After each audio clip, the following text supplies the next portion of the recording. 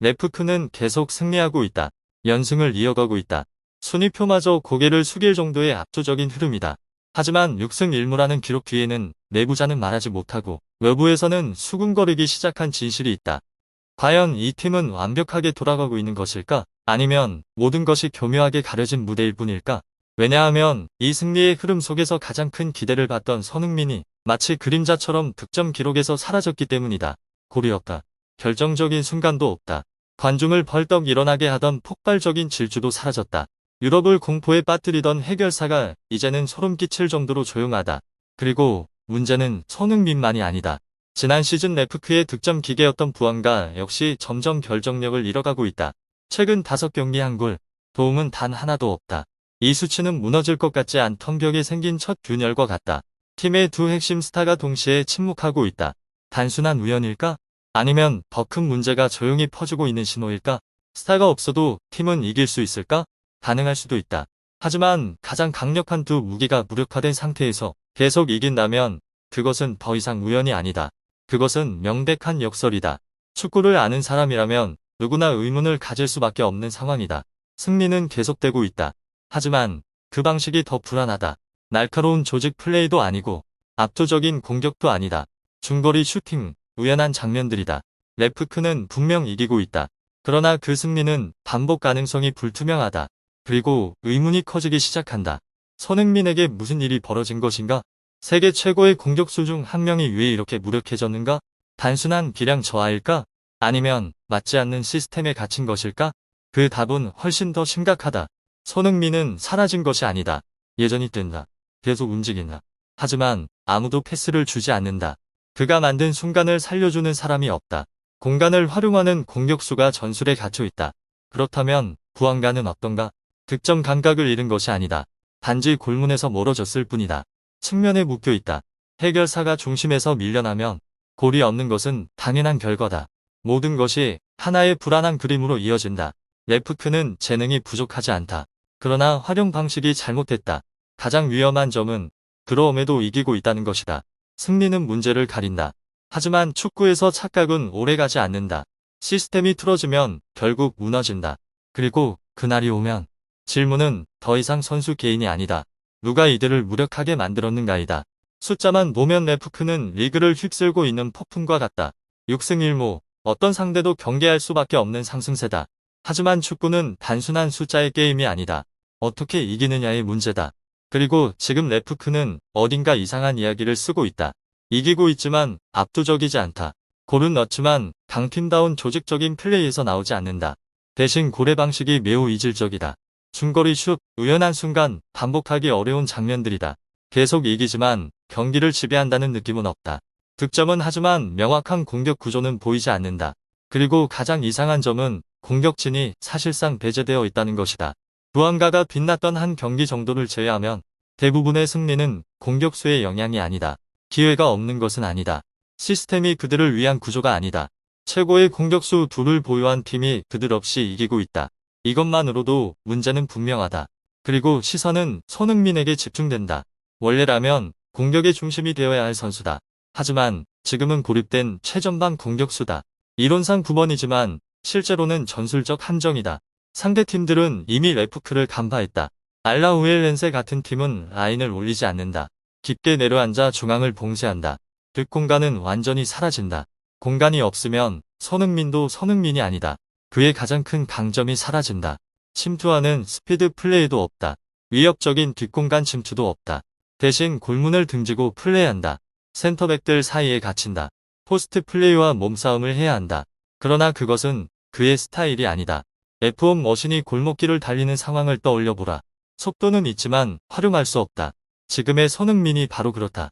결과적으로 완전히 고립된다. 팀 전술에서 분리된다. 터치 횟수도 적고 즉시 압박을 받는다. 기량이 떨어진 것이 아니다. 잘못 사용되고 있을 뿐이다. 그 와중에 팀 시스템은 계속 돌아간다. 하지만 손흥민을 위한 구조는 아니다. 그의 움직임을 살리는 패스는 없다. 대신 안전한 선택만 이어진다. 횡패스, 측면 전개, 그리고 중거리 슛이다. 골은 나올 수 있지만 스타는 살리지 못한다.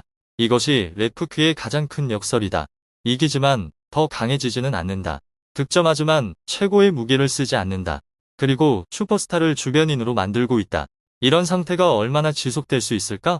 그것이 가장 두려운 질문이다. 손흥민을 구해내려 할수록 레프크는 스스로 전술 미로에 빠져들고 있다. 여론의 압박이 커지자 코칭 스태프는 새로운 실험을 시작했다. 투톱 시스템으로 전환하고 오르도네스를 전방에 두며 손흥민을 내려서게 했다. 겉으로 보면 꽤 합리적인 해법처럼 보였다.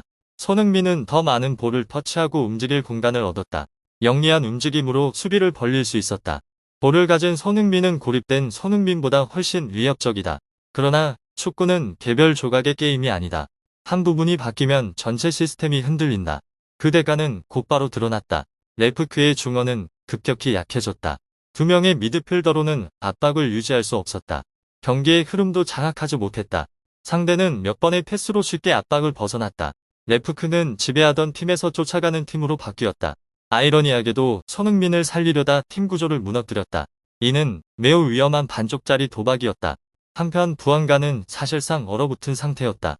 3백 시스템은 왼쪽 측면을 질식시켰다. 오버래핑 지원도 사라졌다. 부안가는 측면에 묶여 중앙으로 들어올 수 없었다. 그는 골문과 먼 위치에서 공을 받는다. 슈팅의 위협도 크게 줄어들었다. 킬러가 위험지역에서 밀려난 셈이다.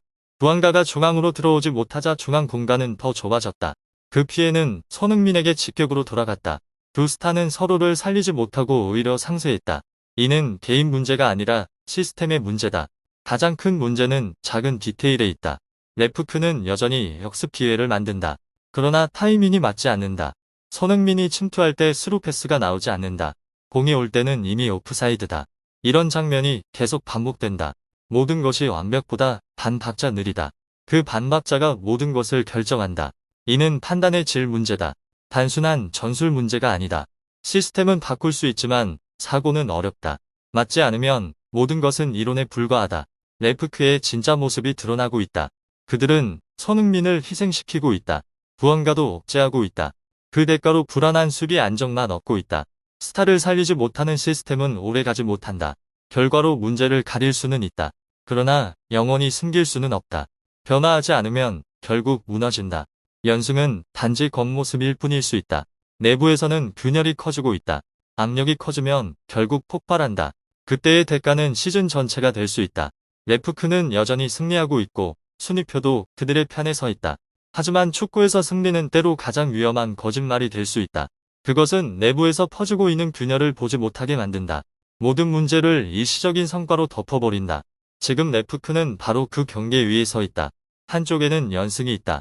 다른 한쪽에는 피할 수 없는 현실이 있다. 이기고 있지만 챔피언의 방식은 아니다. 앞으로 나아가지만 기반은 흔들리고 있다. 가장 위험한 점은 그들이 이를 아직 깨닫지 못하고 있다는 것이다.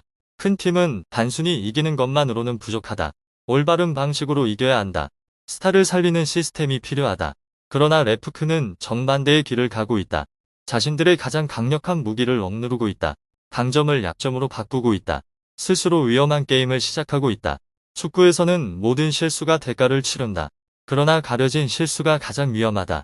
드러날 때는 이미 늦은 경우가 많기 때문이다. 레프크는 얇은 줄 위를 걷고 있다. 그 아래에는 압박이 있다. 그리고 붕괴가 기다리고 있다. 한 번의 실수로 모든 것이 무너질 수 있다. 그때는 변명의 여지도 없다. 지금 가장 큰 질문은 계속 이길 수 있느냐가 아니다. 얼마나 오래 유지할 수 있느냐이다. 결국 상대는 적응하게 된다. 결국 약점은 공략당한다. 결국 진실은 드러난다. 그때 레프크는 스스로와 마주해야 한다. 더 이상 승리가 가려주지 않는다. 운도 더 이상 도움이 되지 않는다. 남는 것은 시스템과 진짜 문제뿐이다. 그리고 마지막 질문이 남는다. 변할 용기가 있는가? 겉으로 괜찮아 보이는 것을 버릴 수 있는가? 아니면 승리의 착각 속에 머무를 것인가? 축구는 자만을 용서하지 않는다. 역사는 이룰 수 없이 증명해왔다. 무적처럼 보이던 팀도 하루 만에 무너졌다. 화려한 연승도 순식간에 사라졌다. 레프크도 그 다음이 될 수 있다. 변화하지 않는다면 말이다. 문제를 외면한다면, 잘못된 선택을 계속한다면, 결말은 이미 정해져 있다.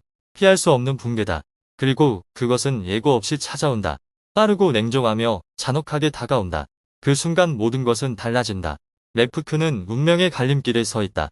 하나는 진정한 영광으로 가는 길이다. 다른 하나는 붕괴로 향하는 길이다. 그리고 선택은 그들의 몫이다.